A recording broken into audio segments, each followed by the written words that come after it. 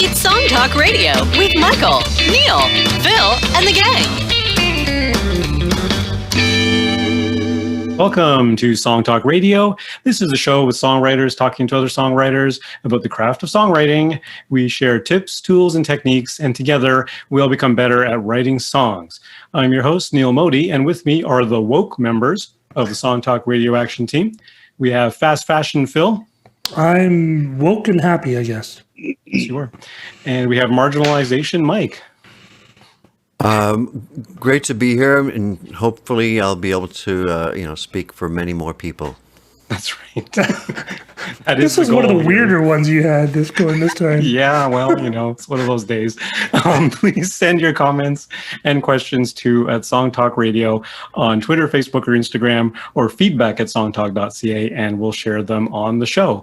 And please visit us at songtalk.ca to find out how you can be a guest. And before we get to tonight's very special guest, just a quick shout out once again to our good friend of the show, Julian Taylor, who has won the Solo Artist of the Year award from Canadian Folk Music Awards. So congratulations, Julian. Way to go. Awesome. That's terrific. Yeah, his latest album is really fantastic. Definitely recommend you guys check him out. It is. And if anyone happens to be watching on YouTube, we do want you to like and subscribe because that makes more people able to see the show. That's right. See us in little boxes. Perfect. And happy birthday, Bob Dylan. Oh, do you want to go in on a card with him? Or? I already sent his mailing address. I didn't send him anything this year. Jeez. I saw it was Sir Ian McKellen's birthday today too. Yeah, but he's not much of a songwriter, so he could be. He's still got. That's true. I don't really know him that. He could very well be. Well, he needs to listen to the show. Yeah, that's right. Him and everyone else. Indeed. Okay, and so today we are very pleased to have Juno-award-winning Canadian songwriter, artist, author, and MuchMusic original VJ, Christopher Ward. Christopher has recorded a new take on his most recognizable song, the Billboard #1 hit, Black Velvet, which is now available. Welcome to Song Talk Radio, Christopher. Gentlemen, how are you? Perfectly. Thank you for welcoming me. Nice to be here. Nice to have you on the show. So I'm curious. Black Velvet, you co-wrote with David Tyson, and Alana Miles recorded it, and it was a massive #1 hit in 1990. What prompted you to revisit this song now in 2021? Well, I hadn't made an album in about 30 years, and I thought, it's high time. And there was some uncertainty on my part about recording this because it is so well known and people love Alana's version, justifiably so. But the guys I was working with went, no, you're doing it. So there really wasn't any choice for me. So I just had to find a way into it that was a little bit different than, the original version. And there are so many versions of this song out there, but they're mostly by women. So that did give me a bit of a lane to go on. But I just went back to how it felt when I wrote it. It was like a sort of front porch, foot on the floorboards kind of, acoustic guitar. Just, I'm sure kind of what the neighbors heard when I was writing it upstairs all those years ago, right? Just, and then the song is born from that. Had you been playing around with it over the years, just singing it just for the heck of it, on your own or whatever? Rarely. The only time I ever did it, was probably, like at a writer's night, writers in the round kind of thing. So there would have been, I don't know, one of those every 5 years. That's not doing it very much, is it? So. Did you have to fight against an urge to reinterpret it in terms of rewriting it? Because there's always, in all of our songs, there's always that one bit you go, I think that goes on a bit too long, or, there's something. Did you have to fight the urge to kind of tweak it a bit, or did you just do it straight, structure-wise? I think structurally it's pretty much the same. I didn't do what the 80-year-old genius would have done with it had it been his song, which is completely, put it in the spin cycle and then pull it out and go, everybody else goes, what's that? Yeah, I took one of the choruses off the end because I didn't need to kind of ramp it up that way. We didn't really. Structurally, it's really, really similar. The intro's a little bit different, but the chord changes are the same. I didn't mess with the melody at all because, you can do that. And especially with a blues-based song, there's, just an infinite number of places you can go with that. But I think that would have made it a less pleasurable experience for people, honestly. Thank you. I've often gone to my heroes and seen them play live, and they've played the same song like 5 kajillion times. They're a bit bored with it. And then they start kind of playing around with it. And you're going, that's not what I want to hear, because it's almost never better. Well, that's the thing. I mean, do you still want to hear Bob Dylan sing like a Rolling Stone like he did in 1965? I would. Yeah. I mean, but if you go to see the Rolling Stones, you're going to get Tumbling Dice exactly as it was created all those years ago. So. And sometimes it's the sort of thing where you hear a song, especially when you're growing up, and you don't realize it's a cover until many, many, many years later, and then you can't help but like the original one that you heard, even though it's a cover song. Yeah, that's true too. That's true. Yeah. But I mean, I don't think Alana's version is the cover. To me, I'm covering my own song. It's what's happening here. That's kind of the weird thing, which is why you're kind of allowed to tweak it if you wanted to, but. Yeah, I mean, was it really because of the notoriety of the song itself and because it's so well known, or in your view today, is it still a perfect song and didn't need anything? You mean the reason why I didn't change it? Yeah. I just couldn't think of anything. I couldn't think of anything that would make it better. I mean, I pretty much sculpt my songs. I'm not one of those guys that just tosses it off and goes, well, the first idea is the best idea. I mean, we've all heard that theory before. Mostly, I think it's bunk. I think working on something, if you are patient and come back at things, they can, incrementally improve. And I mean, there's a million songs being written every day that are kind of like, 87% good. I mean, why not go for the gusto, right? Did you do a lot of editing on this song? I mean, it's a long time ago, I know, but on the original? Yeah. In terms what of was like the process, Chris? Yeah. Like, where did the idea come from? Was it lyrics first or a melody? Well, it's our old alma mater that was responsible for sending me to Memphis, Tennessee on the 10th anniversary of Elvis's death. They put me on a Greyhound bus with 40 Elvis fanatics and a cameraman. So that's a recipe for fun, I think, So we kind of followed their experience through the whole, Elvis world, went into Graceland and did all that. And I was never like a huge Elvis fan. I liked his music and admired him as an artist. His achievements are considerable.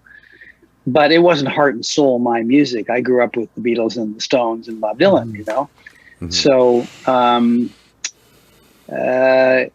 it was a matter of seeing their passion for this artist and how personal it was and what it meant to them. I mean, there were people that, like 3 generations of women, for example, who every year on that day get on a bus and spend their 1 week of holiday from work going to Memphis year after year after year.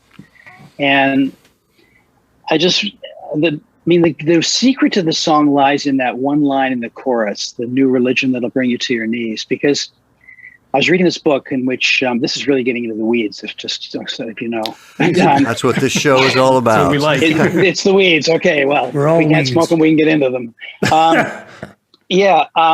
So this woman was writing about Elvis's relationship with his mother, who was the principal figure in his life as a child. And so she went to Tupelo, where he was born, went to the church where they worshiped every week, and witnessed the preacher falling down on one knee and just exhorting the congregation, and all the hallelujahs and stuff that came. And what clicked in her mind was that it looked like Elvis's stage moves all those years later, how he would fall to one knee, with the microphone in one hand and do that whole thing. And, I looked at a couple of concerts of his, and it was like oh, it was a click. This thing just linked and fell into place for me. And my theory on songwriting, or one of them, is that if you have that one key line, it doesn't have to be the title line, it doesn't have to be the opening line, although that's hugely important. If you have a key line, it's like it's a portal into which you pass through into the rest of the song, for me. Mm-hmm.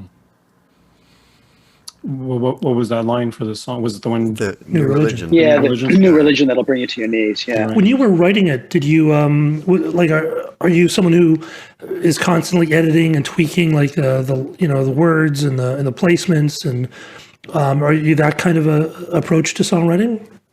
Yeah, I'm annoying. I do go over things in some detail.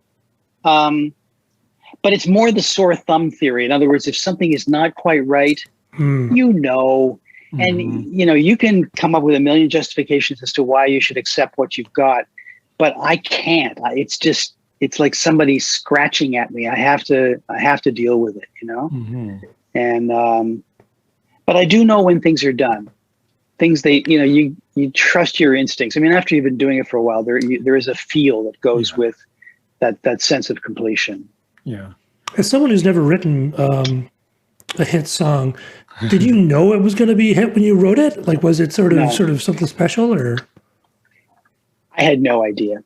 I don't know. I remember you playing it for me when we were doing a shoot once, and the cameraman also had a band. I remember it was on the third floor of a house, and Claude Barnes was the cameraman. He also had a band at the time, and you played it, and it was a great song, but I'd never imagined it would be such a huge hit. Because everyone close, like, oh yeah, I got my song too, and it's like, it's not quite the same thing. Wait, was this way back? Was this like before Alana Miles? It was Alana's version of it. Yeah. Right. Yeah, I wrote it for her in 19. Yeah. I mean, the Elvis anniversary was in '87. So basically, I made notes when I was on the Greyhound bus, and then came back and sort of started weaving lyrics together and working out the music for it when I got back. So it would have been the summer, like August of '87. So, but the way that it came up for her was odd, because Dave Tyson, who was her producer, said to the two of us one day in a session, "He's like, it'd be great if we had a shuffle for this record, because we all love that feel." And I said, "Well, I got this thing I've been working on," and I played them the verse and chorus of Black Velvet, and Alana was like, "Yeah, that's mine." She just was all over it and just started wailing on it like instantly. The moment it was birthed. And Dave said, "Well, do you have a bridge for the song yet?" And I said, "No." And he said, "Well, do you mind if I have a crack at it?" I said, "No, go ahead." So he wrote the music for the bridge, and then I wrote the lyric for the bridge. So that's how that happened. Yeah. How did it feel as a songwriter to have a #1 hit? Like, was it, you feel justified, inspired, or blanking believable, Michael? It was stunning. It was just. I mean, I'm one of those guys too that, as a kid, like, I collected charts. The top 40 chum charts, right? CFT. And yeah, well, whatever your chart du jour was, it was like it mattered to me, like, where songs got. And I was like cheering on my favorites, like watching your favorite baseball team go on a winning streak and then going up the standings, So, and there was a book. This is really shallow of me, but there was a book called the Billboard Book of #1 Hits, and every #1 song had one page in the book. And one of the first things I thought of when the song went #1 is like, I'm going to be in the book, I'm going to get my page. I know, but it's so trivial to say that, but you asked, and the truth is that it really mattered. Yeah, I would think so. And it's some people talk about visualizing, like, you could visualize your page in that Billboard book, and it came to be. It's funny that you would choose that term, because my relationship with Alana from years ago. I mean, we were a couple, and we actually broke up while we were making the record in tried and true fashion, although in the case of she and I, we really became better, because we were better collaborators than boyfriend girlfriend, as we sort of came to realize. So we carried on the musical part of our relationship, which was the best part. that obviously worked out. But she used to say to me, and Mike, I suspect you know, even peripherally knew her well enough to know this is true. She would say to me every day, "You're going to write me a hit song. I know it." And it was almost like there was a little tiny or else at the end of it, right? You know, but not really. She was a force you know, of nature. Like her belief in that and what you guys were doing was so strong. It was great. That's precisely it. And she believed in me when many others didn't, even friends of mine, because, you know, we'd been banging our heads on the wall trying to get things going for her for about 7 years before we got her a record deal. And, you know, that's a long time. She was already in her 30s. And it was like, you know, is this ever going to happen? And the other thing she would say every day was, you know, when am I going to have a record deal? And my answer is, I'm working on it, you know? So, but, well, what can I say? The wait was worth it, huh? So do you have an approach to choruses that you like to work with? I mean, do you like to jump to the 4 or the 5, or is it kind of really open? Or well, yeah, I if I could do it differently every single time, I would. I don't want one song to sound like the previous one. I mean, you know, we work within a reasonably limited palette of chord changes when it comes to writing pop music, you know, unless you're Stevie Wonder.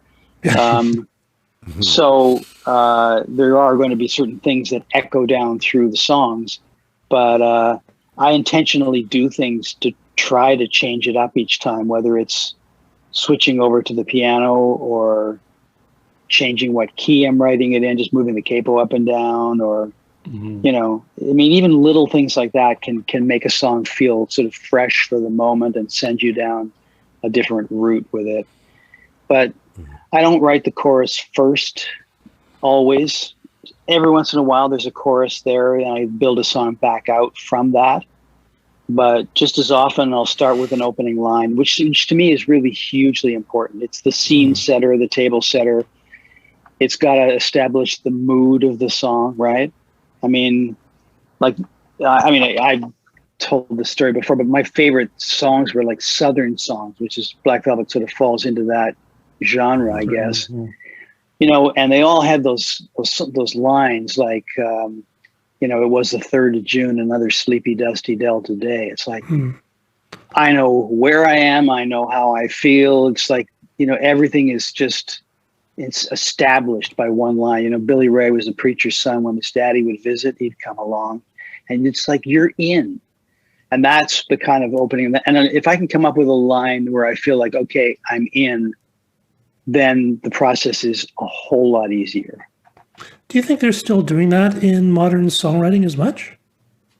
You mean being analytical like we are? Well, not so much analytical, but that approach to like the opening line as being, you know, as finally To modern crafted. pop songs? Yeah. With the like top being line that and much being that much tied to a sense of place or sense of the, like you say, not exactly the mood of the song, but where it sort of lives in the earth, you know. Well, you know, this is a good question. I guess I would like to believe that there are still, you know, practitioners of the craft. I would say Taylor Swift is one of those. I mean, I can't quote you opening lines from her songs, but she has a very strong sense of specific lyric detail that I think enriches her work increasingly over the years. And I mean, these last 2 records that she put out, and they're more subdued musically, so you really get a chance to focus on the lyric a lot more than you would have, say, on the previous ones. And it's, you know, there are still people out there who want to do that kind of work. With this type of music, I think, Mike, that you were referring to, that's, you know, sort of assembled digitally, more like like a cake where you throw all the ingredients in one after the other. That's different, because I mean, so many times, like, the vocalist will come in who's in charge of the hooks for that day, and, you know, they'll literally just ad lib a bunch of stuff for half an hour or an hour or whatever, and then the producers will go, okay, thanks, and then, you know, thing will be finished and it will not sound even slightly recognizable to them because the producers will have gone and, chosen a phrase here and a phrase there and moved some things around and then, copied them and then flew them into other sections of the song. It's a producer's business in that respect now, less of a composer's business. So, but everything changes. It's cool. It will be interesting to see what lasts, because when you think of the Great American Songbook, it was mostly written by, a composer and a lyricist. A lot of them were, you had people who just specialized into that one thing. And it'll be interesting to see what lasts the test of time. I mean, we don't know what will, but it'll be interesting. Yeah, I mean, I can't even speculate about today's music. I mean, I think Taylor Swift will endure. I mean, because she was a pop phenomenon. I think Drake will have a place at the table in the future. Maybe Adele, Beyonce. I mean, all the acts that are the most popular will. And I don't know whether there are any generalizations you could make about, say, those 4 artists or not.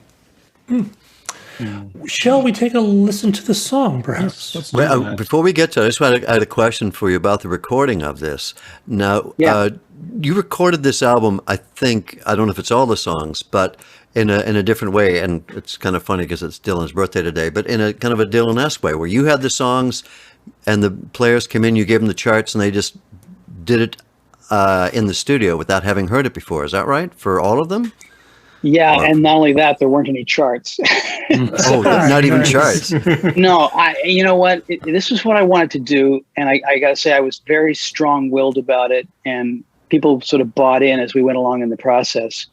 It was me that got nervous as we got close to the recording session as to whether this was the right approach. But I wanted to do it kind of like Motown, Muscle Shoals style, where somebody brings in the songs, runs them down, musicians make their own notes or charts, whatever they want to do. And then you start running it. And as soon as it starts sounding good, you start pressing record. And as soon as it sounds really good, you move on to the next song. And that's the way we did this. We got 13 songs in 4 days doing it that way. But you have to have great musicians who are willing to go on that trip with you, who are willing, and I remember one of the guys, said, I got to say that I was really nervous about doing this way, because that's not how I do it. And that's not how, most people do. It's usually stuff is like arranged and demoed, and it's basically, kind of do a version of this. But I didn't want that. I mean, I did this record for reasons of joy. I didn't do it, to become a pop star. God knows. I mean, Shawn Mendes is not looking over his shoulder as we speak, worried, just worried sick, But that Ward guy coming up on the left, I mean, I did this because it was something that seemed like the right thing to do at the time. And because I'd written a bunch of new songs that felt really good, that I was enjoying finishing and singing by myself. And so, I just thought, oh, well, you're going to do this record, do it however you want. And if it flies, great. If it falls, then that's fine. You tried. That's how we went into it. It sounds like a really exciting way to make music, to have great players and then just see what happens. It's a really interesting What a nice approach. way to be surprised. It's a really interesting approach to collaboration, because you're in a room with people who are not going to say no. They're going to say yes, and not only are they going to say yes to your approach, but they're going to say yes and this, and I can add this, and I can instead of just saying yes to it, like actually embrace it and run with it, right? Like that's an amazing thing to have. Well, they were those guys, no question. As were the 2 guys that co-produced it with me, Aaron Chaturvedi and Luke McMaster. These are guys that I've been writing songs with for many, many years now, and I needed their considerable talents right from the beginning. I needed them to buy in to sort of get the momentum for this thing to really go. And then, and they had to buy into that approach as well, which they did.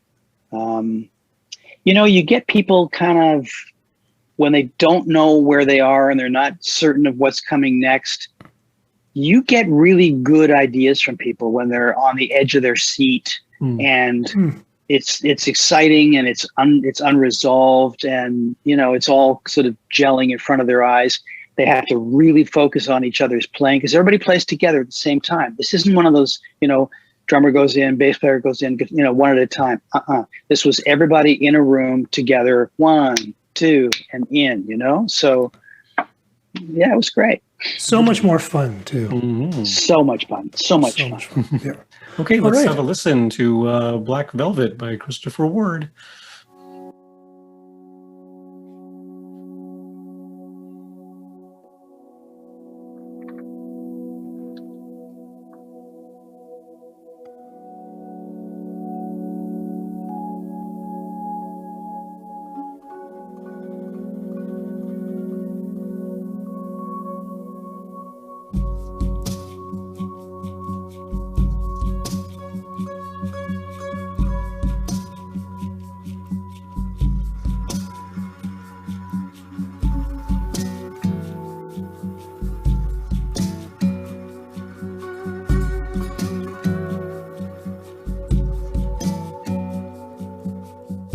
Mississippi in the middle of a dry spell. Jimmy Rogers on the Victrola up high. Mama's dancing, she got baby on her shoulder. The sun is setting like molasses in the sky. The boy could sing, he knew how to move everything. Always wanting more. He leave you longing for black velvet and that little boy's smile. Black velvet and that slow southern style. A new religion that'll bring you to your knees. Black velvet, if you please.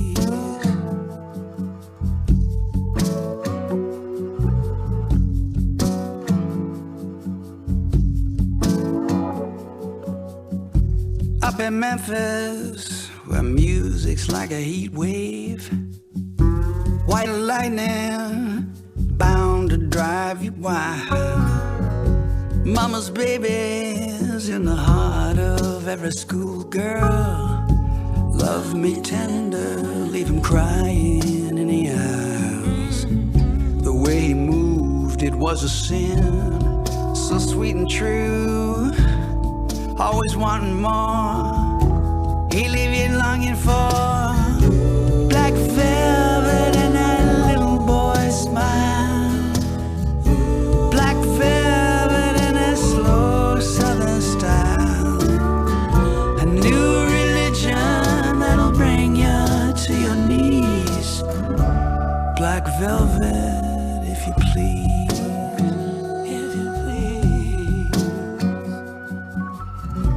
Every word of every song that he sang was for you.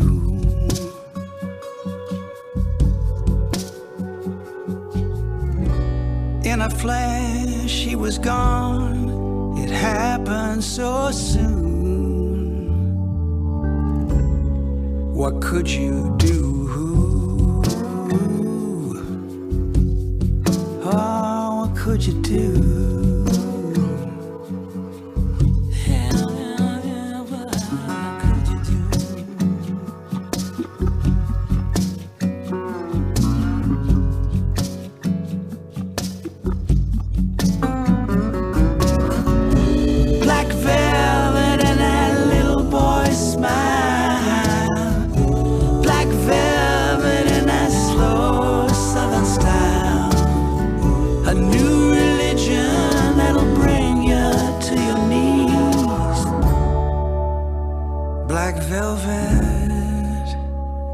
If you please, yeah, if you please, if you please,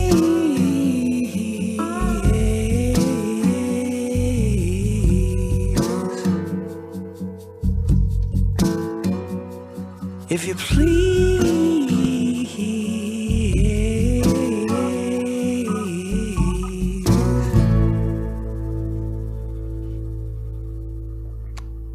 What an awesome version. Beautiful. Thank you. I wanted to ask about Thanks so much.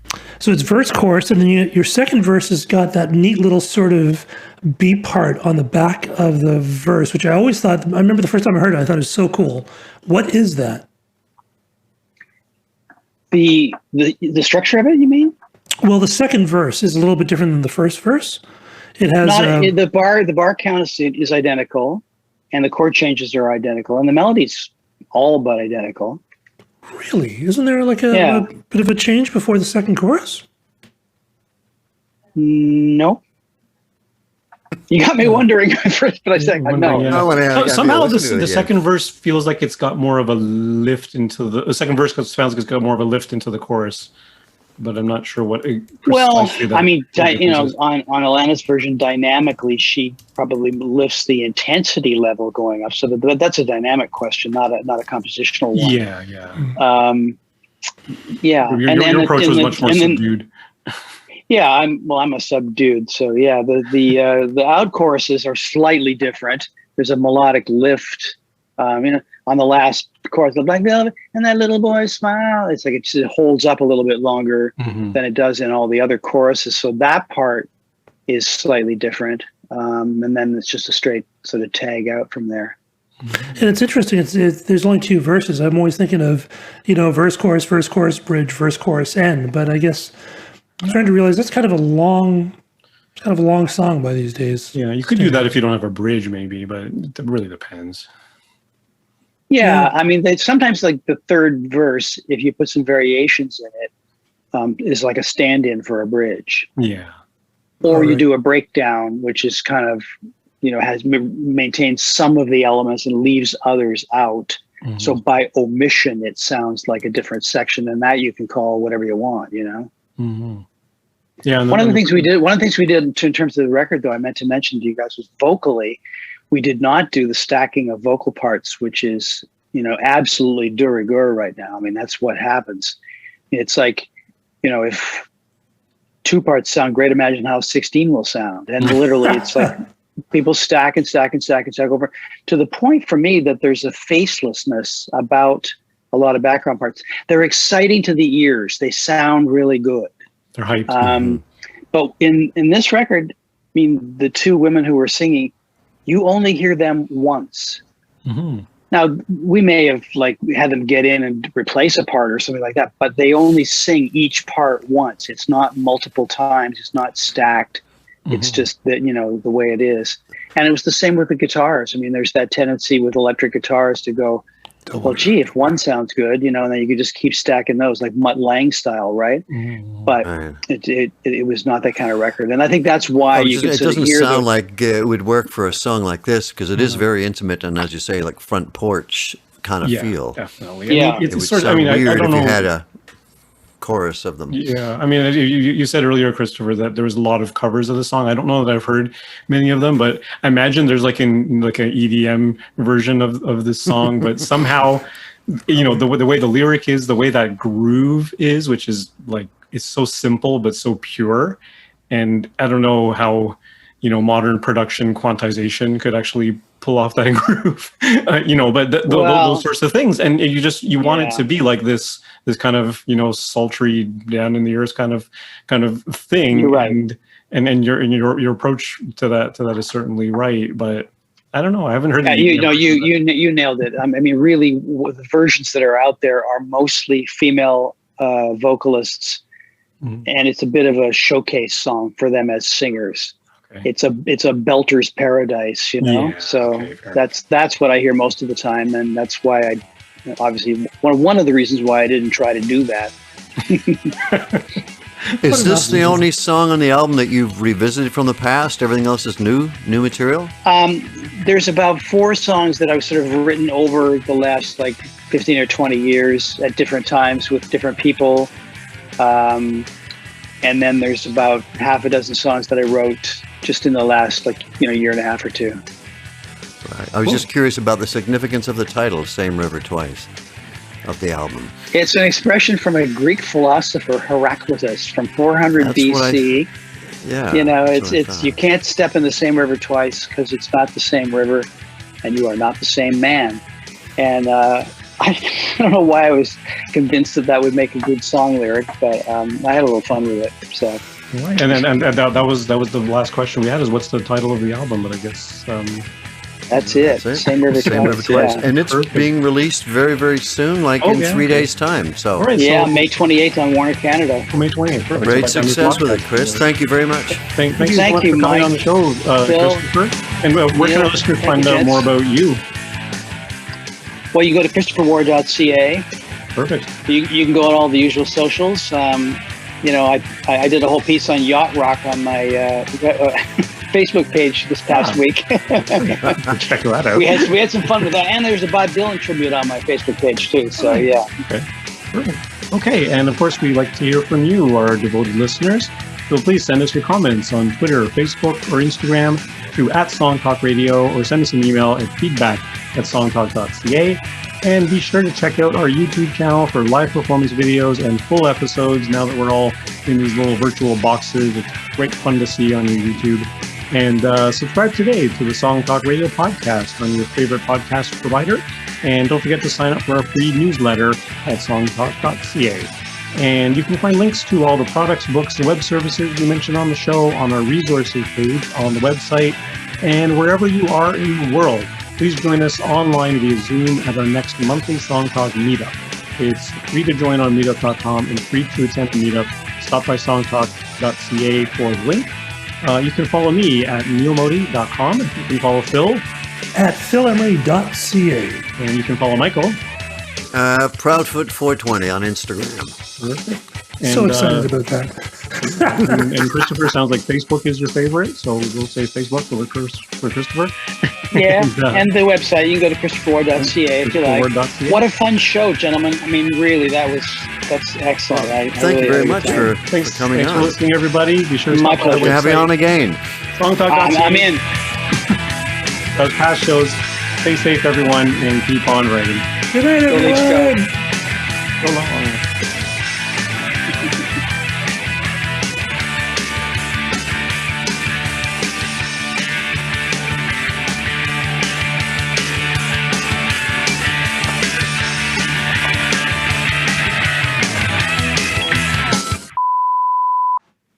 Right on the 40. How do you like that? Perfect. Wow. Awesome. So now you've got time to either watch or hear other people watch the hockey game. Oh, I'll be heading down.